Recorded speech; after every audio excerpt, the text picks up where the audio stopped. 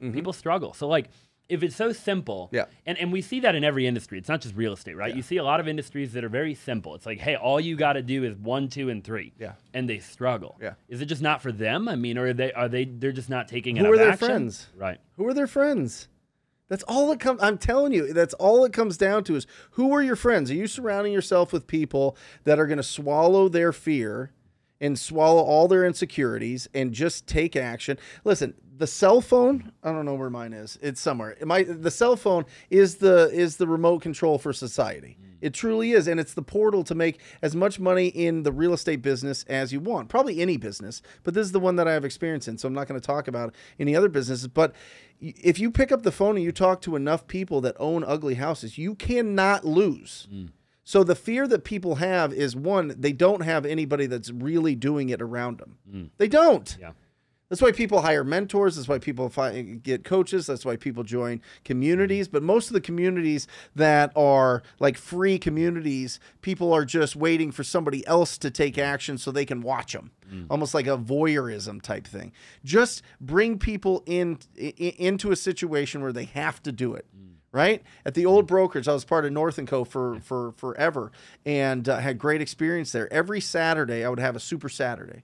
And I would invite everybody down to call on distressed properties, on ugly properties. I would go around town all week. I would find all the ugliest properties. And then I'd go onto Monsoon, which is our tax assessor site through our MLS. And I'd filter all the rental properties that have been owned for 10 years, that were older, right? And they would watch me like this.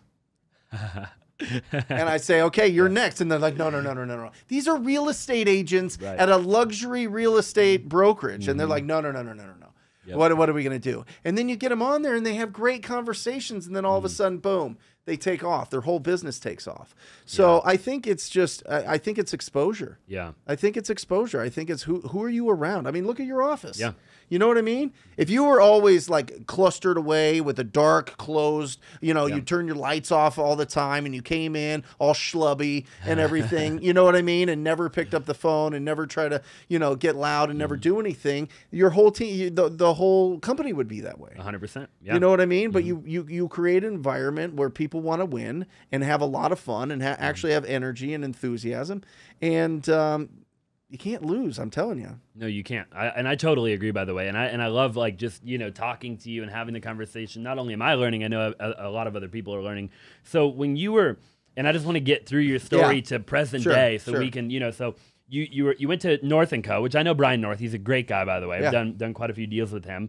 I think he's coming on the podcast soon. Amazing. And so you were at North & Co., and, you were just an agent. Now, at the time, were you kind of being a regular agent too and kind of doing the wholesaling? Yeah, I was split personality for sure. But my heart was in service of helping people buy and sell houses, but I never wanted to do that my whole life. I wanted to be my own boss.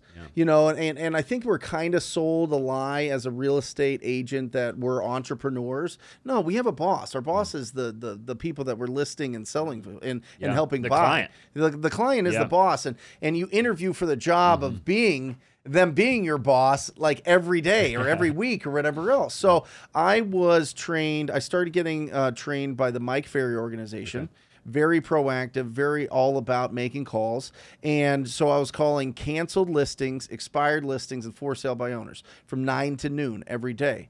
As soon as I realized what wholesaling was, instead of calling canceled, expired, canceled, for sale by owners, I was just calling these ugly houses. And at the time, there wasn't a lot of places that had skip tracing. But Derek, the visionary that he that did like, I don't know, a bazillion short sales, bought a skip tracing license through a company called LexisNexis. Wow. So I had this at the brokerage. So I would just throw in all these addresses, get all these super accurate phone numbers, throw them into a dialer, and Austin, it was fish in a barrel. Wow. Nobody was calling. Nobody even knew. And that's, if anybody's wondering what TTP stands for, it's talk to people. If you haven't realized that. But I mean, it was fish in a barrel. So I just started doing that and really developing my systems. And then other people were coming along, and I was going to like meetup groups and meeting interesting people and seeing if they wanted to make calls with me. And they ended up joining my team. Incredible guy named Billy Bell, who does tremendous business. And we just grew from there. And so now we do anywhere between 1.5 to 2 million a year, and I keep 55% of it. Wow, it's incredible. And are you still an agent personally, or did you let that go? I mean, I have a license. Okay, sure. So you still have a license. Yeah. Okay.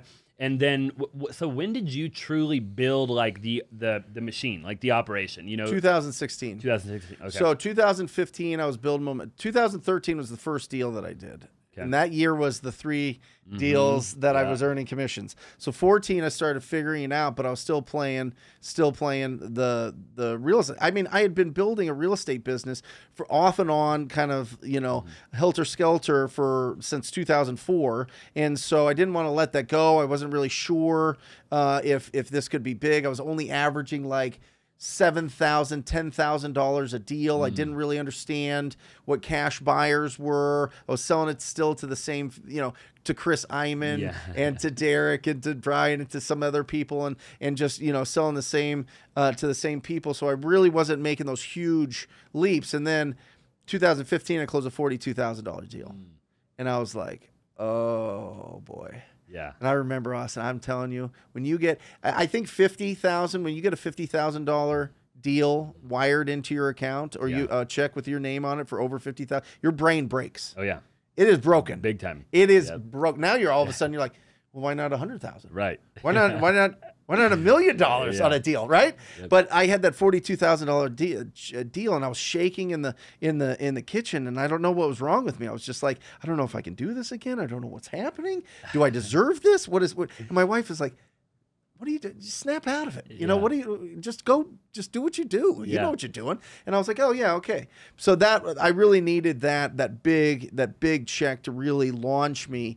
And then in 2016, I read the book, The Go-Giver, and that changed everything for me. I read that every week for a year, which was really easy because it's a real thin book, and I just read the highlighted sections that I had, so I could read it in like 15 minutes. So it's not as impressive as it sounds, but I made $700,000 that year. Wow. And the years before, it was like 300, 350, and then it just went up, and then it millions. Yeah. What did you do? You read this book, and then, but what logistically changed in that moment? Like, were you going after new buyers? Did you bring on acquisitions? You developed your dispo team? Like, what practically did you do? What changed? I made all the calls. Yeah. Oh, I did you? all the appointments. Wow. I sold all the deals. So you were grinding. Yeah. Okay. I had a business partner at the time, Dustin, and he would sell the deals, but I was going out and doing all these things. And in 2016, I joined Wholesaling Inc. There was a podcast, Wholesaling Inc. And it's kind of a crazy story, but now I own Wholesaling Inc. And I listened to this podcast, and I heard this incredible guy, Tom Kroll. And he had so much energy and enthusiasm, and I just vibed with him. And I knew what I was doing. I knew how to technically do the deals, but I wanted to be in his world. And so I joined the community, and then I just started posting a ton in the Facebook groups, and I was showing people that you can get deals from being on the phone, and nobody else was doing it. Everybody was doing direct mail, or they were doing pay-per-click or bandit signs. And so he asked me to teach on that, so I ended up doing that. Wow. So, but to get back to you, in 2016, got an acquisition manager, got another acquisition manager, and then 2017, me and Dustin, who's incredible, we split. He has an incredible, unbelievable business now, and I went off on my own and built basically a 4-man team. Yep. I have a lead manager. I have an acquisition manager, junior acquisition manager, disposition manager. Got it. And that's my team, right? And so I like doing, I like keeping it small and keeping it all. Yeah. Yeah. I love that. No, and that's a phenomenal way to build. And I love how you Not like this. Well, I mean, think you've got a dynasty out here. There's levels. So like, for us, we have to make probably, I don't know the exact numbers, but if I want to make, we run about the same margin. We run about 50% margin on the wholesale side. You know, so it's just, but it's just more, right? It's just you're playing it at a bigger level, Yep. and there's more involved, and you got to be, you know, it takes more from me and from my partners, and it's taken a lot more for a long time, right? So I don't know that one's better than the other. I think that the way that you're doing it is really cool. It frees up probably a lot more time for you to do more of this. Well, I work 5 hours in the business. Right. Yeah. I work 5 hours a week in the business, and most of that's on Fridays when the team comes in. So it's truly a servant to me at this point, which I love. Yeah. And I just love it because I know markets shift and I know markets change. And the hardest part about the 2008 crash for me was not getting 2 cars repoed. It wasn't foreclosing on 5 houses. It was having to fire people. Like letting them go, not even fire, man. I just couldn't afford them. You know what I mean? It wasn't like they were doing a bad job. There was just no money. And that was like so heartbreaking to me. And I was like, you know what? The next time around, I'm going to keep this real tight. Yep. And it's going to be something that I know it'll be more like a jet ski than a cruise ship. You know what I mean? For sure. It'll be real nimble to be able to change course with whatever happens economically, because you never know. Yeah. Yeah. Is wholesaling still your main strategy, Yes. or are you doing a lot of other stuff as well now? No, I did about 100 flips throughout my career, and it's fine, but it kept me up at night. Yeah. What paint color? What cabinets? Oh, the flooring. Hope somebody doesn't break in and steal the new black stainless steel appliances, right? You know what I mean? What's popular right now? What kind of bulbs are these? You know what I mean? Like, it would just drive me crazy. And I was like, I'm not built for the design part of this and all the little details. And I could probably hire somebody to be able to do that. But I was just like, why don't I go in and find an opportunity? I mean, we average now $35,000 a deal. And I talk to the people that we sell our deals to that do flips, and they average like $32,000 a deal. Yep. I'm like, I'm making more than these guys, and I take no risk. So I think it's smart to stockpile the cash and buy really good properties in really good school districts when it's the right time. Because I think that's a huge mistake that people make is they go, when's the best time to buy real estate? When's the best time to plant a tree? 20 years ago. No, it's bullshit. It's absolute bullshit. There are times to buy real estate in good areas. Sure. It is, and we're entering one.